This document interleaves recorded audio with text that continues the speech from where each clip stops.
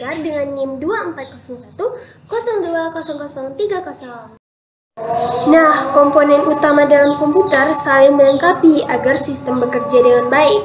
Berdasarkan buku Dasar-Dasar Ilmu Komputer, Hamid Sakti Wibowo, Tira Media, komponen utama komputer terbagi menjadi 3 bagian, yaitu yang pertama itu ada hardware. Hardware adalah komponen utama dalam komputer yang terdiri dari semua perangkat keras fisik yang membentuk sistem komputer. Fungsi utamanya adalah menjalankan instruksi dan proses data secara fisik. CPU adalah bagian inti dari hardware yang bertugas sebagai otak atau pikiran komputer.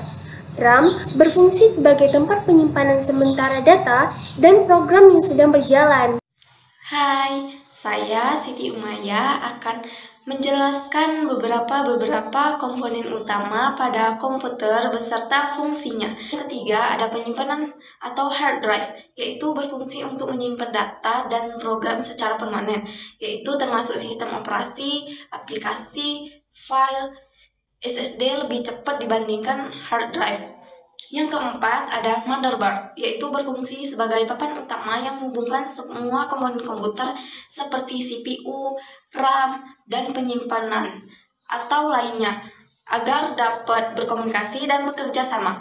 Yang kelima ada kartu grafis atau GPU, yaitu berfungsi untuk mengolah dan menampilkan grafis atau gambar di layar. GPU sangat penting untuk aplikasi grafis berat seperti game, desain, dan video editing.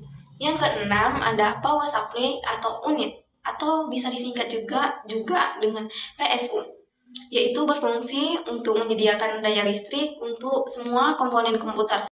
Halo guys, perkenalkan nama aku Erlinda Amira Putri Sudarmono dengan NIM 2401020021. Yang ketujuh ada sistem pendingin atau cooling system. Fungsinya yaitu mengatur suhu komponen, khususnya CPU dan GPU agar tidak terlalu panas saat bekerja. Yang ke-8 ada casing atau chassis, fungsinya tempat yang melindungi dan menyatukan semua komponen internal komputer. 9 ada monitor, fungsinya menampilkan output visual dari komputer seperti teks, gambar, dan video. Ada 2 jenis software, yaitu sistem operasi dan aplikasi.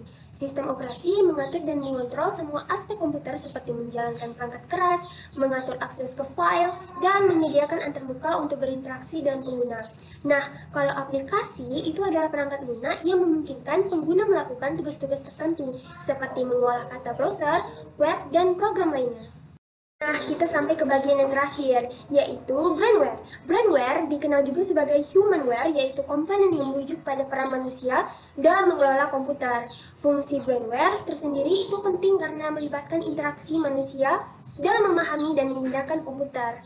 Nah, for your information, perkembangan komputer telah mengalami evaluasi sejak diciptakannya komputer pertama pada tahun 1940-an, dari ukuran yang besar, kecil, hingga ke canggih. Hope you do.